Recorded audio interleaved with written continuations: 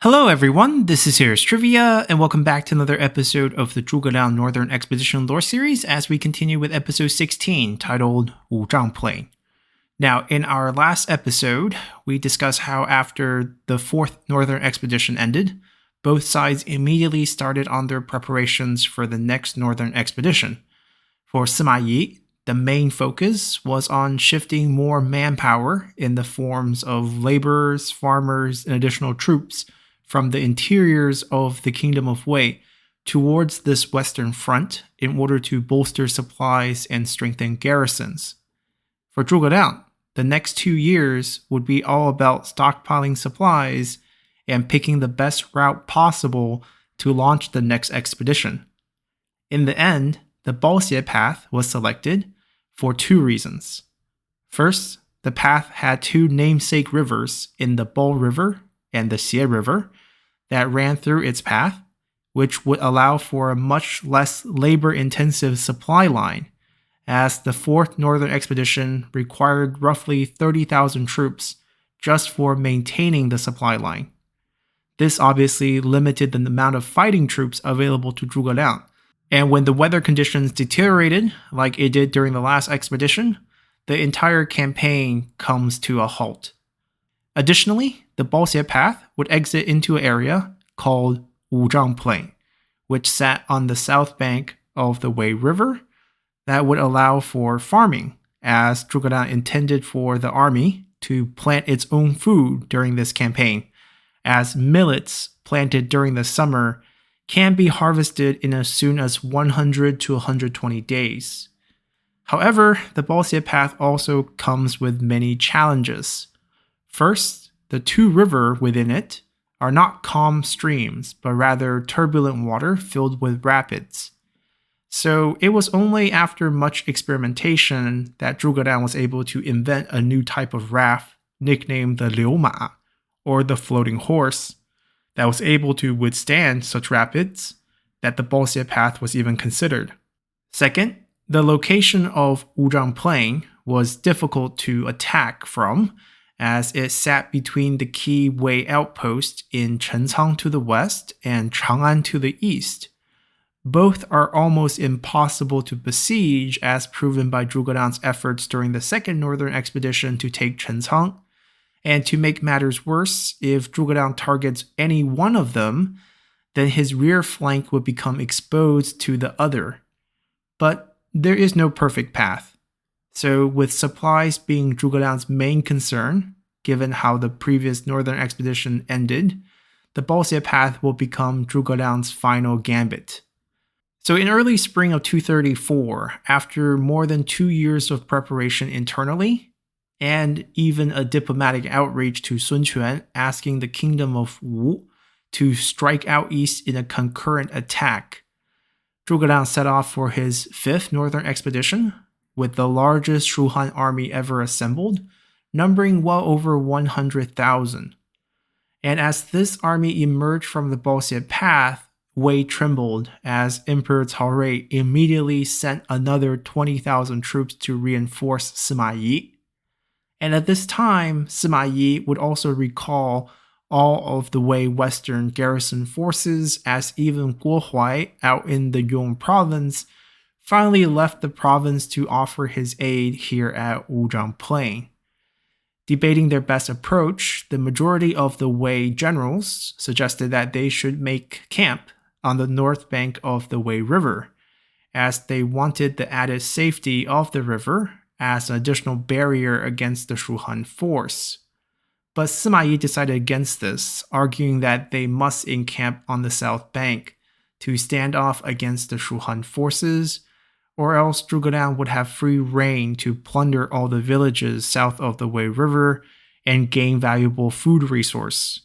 Now, Sima Yi knew that some of his generals were fearful of the Shu Han forces, especially after their last encounter,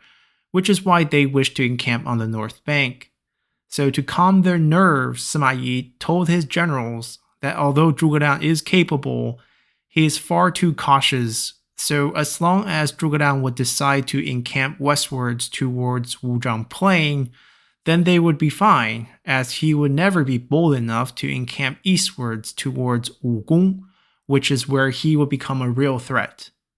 And thus, when Zhuge Liang soon made camp westwards at Wuzhang Plain, the Wei generals became slightly more assured, as Sima Yi's prediction had come true, and the morale rose a bit for the Wei forces as they would entrench themselves on the south bank of the Wei River, opposite of Zhuge Liang. Now, Sima Yi was no seer, and his proclamation of Zhuge Liang's actions is not as special as the Book of Jin would have you believe,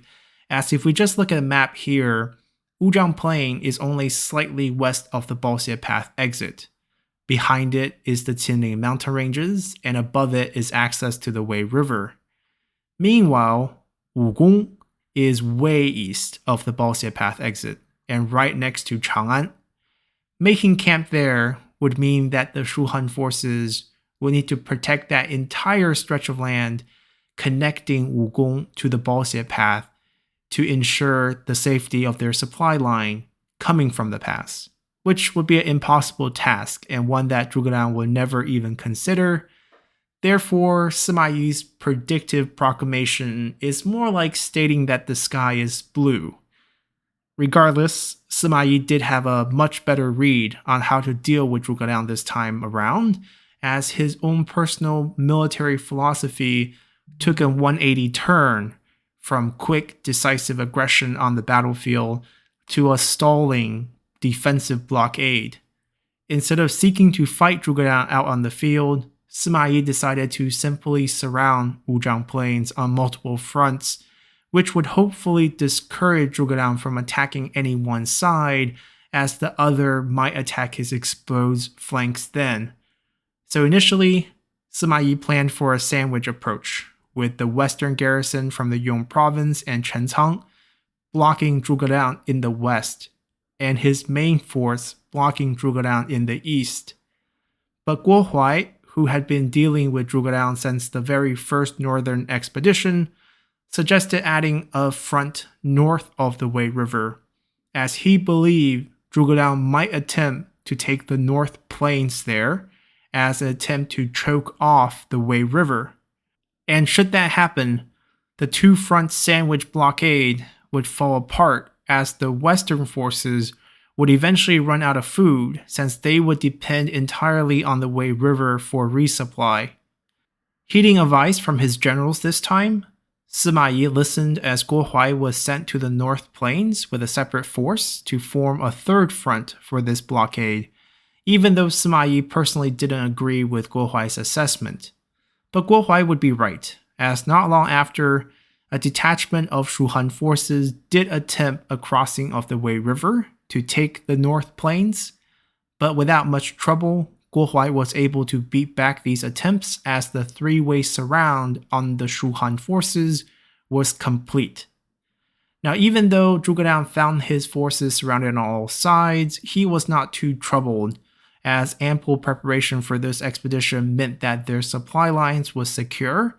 and with the Wei forces too scared to actually attack, Zhuge Liang was content to start planting the millets around camp on Wuzhang Plain and wait for news from the east. As you see, the 5th Northern Expedition was a coordinated attack with the Kingdom of Wu, as Sun Quan would also be launching his 5th and final assault on the city of Hefei.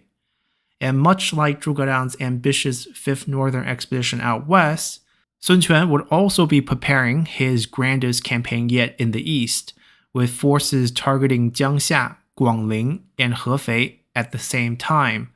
as both sides hoped that the other's action would attract the attention of the Wei Emperor Cao Rui, leaving them having free rein on their front.